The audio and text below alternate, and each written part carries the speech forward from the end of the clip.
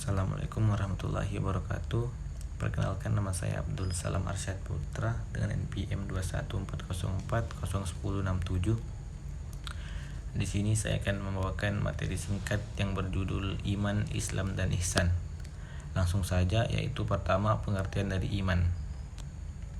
Iman adalah percaya dengan cara membenarkan sesuatu dari dalam hati, kemudian diucapkan dengan lisan dan dikerjakan dengan amal perbuatan.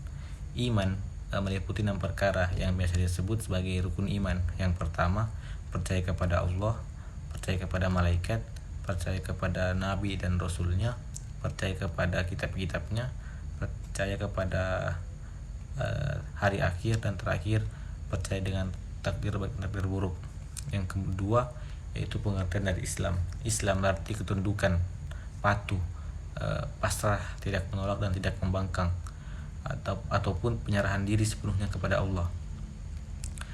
Sama juga kayak tadi rukun iman, adapun rukun Islam yaitu 2 kalimat syahadat, mendirikan sholat, menunaikan zakat, berpuasa, dan mengerjakan haji bila mampu.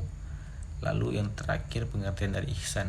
Ihsan adalah berbakti, mengabdikan diri kepada Allah dengan dilandasi dengan kesadaran dan keikhlasan, berbakti kepada Allah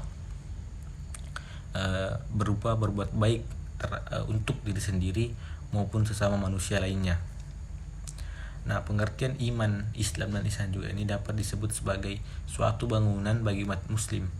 Iman menjadi pondasi diri, Islam yang menjadi tiang-tiangnya, dan ihsan sebagai atapnya. Ketika pondasi ini kuat atau iman ini kuat, akan membantu bangunan Islam dan ihsan berdiri tegak dan kokoh. Saya mengambil permasalahan dari iman, Islam, dan ihsan ini adalah ateis. Apa itu ateis? Itu ialah orang yang tidak percaya dengan adanya Tuhan. Jadi seorang ateis ketika dikaitkan dengan pengertian tadi, yaitu iman, Islam, dan ihsan, yang pertama, iman, seorang ateis tidak memiliki standar atau nilai moralitas, karena kebenaran menurut mereka ialah suatu hal yang relatif, maka standar nilai atau moralitas pun akan menjadi relatif. Tentunya seperti perselingkuhan dapat dibenarkan dengan alasan yang tepat. Yang kedua yaitu Islam. Ketika dikaitkan dengan Islam, maka ateis menyangkal terhadap agama apapun yang berkembang, atau penerimaan terhadap semua agama sekaligus karena semuanya mungkin benar. Yang manapun seorang ateis ini tidak mungkin dapat menerima doktrin agama, sehingga pada akhirnya ia hanya akan kembali kepada posisinya yang tidak beragama. Yang ketiga yaitu ihsan. Seorang ateis tak memiliki tujuan hidup kecuali untuk dirinya sendiri, karena mereka tidak percaya kepada hari akhir dan Tuhan sebagainya, atau mengabdikan diri mereka untuk kemanusiaan tanpa memiliki parameter yang baku tentang benar dan salahnya, karena menurut mereka ya benar dan salah itu relatif, tidak ada ketetapan dalam hidup mereka. Kebenaran menurut mereka semata-mata yang nampak di mata mereka. Lalu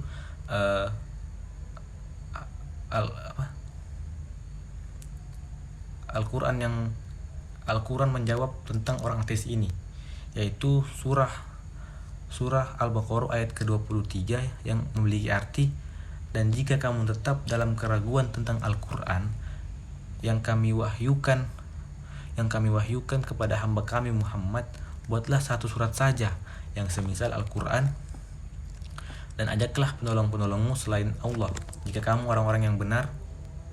Sederhana saja, kalau Al-Quran memang bukan bukti nyata keberadaan Tuhan yang dapat diterima dengan akal sehat, silahkan jawab tantangan tadi. Kalau tidak bisa memenangkan tantangan tadi itu, yaitu buatlah satu surat, jelas berarti klaim Al-Quran adalah benar dan ternyata keberadaan Tuhan dapat diterima dengan akal sehat. Lalu surah yang kedua yaitu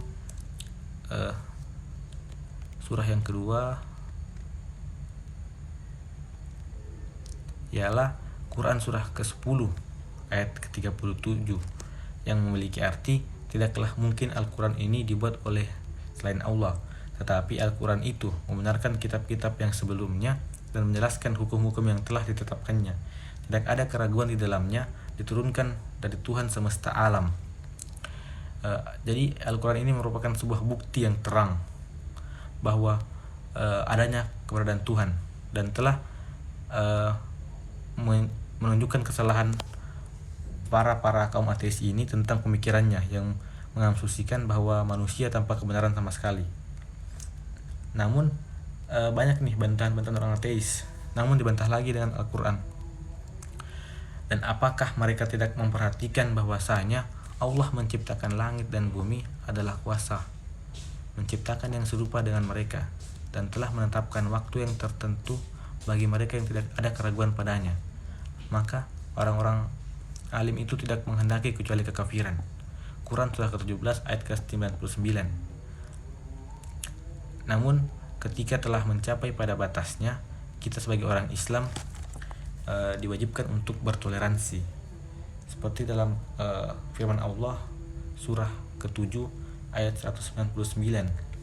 Jadilah engkau pemaaf dan suruhlah orang-orang mengerjakan yang ma'ruf, serta berpalinglah daripada orang-orang yang bodoh. Jadi kita hanya diperintahkan untuk memberitahukan yang benar, tidak boleh memaksakan terhadap kehendak orang lain, karena setiap individu memiliki hak-haknya dan kebebasan mereka. Demikianlah yang bisa saya sampaikan. Lebih dan kurangnya mohon dimaafkan. Akhir kata terhadap apa yang kita yakini, mari usahakan sampai.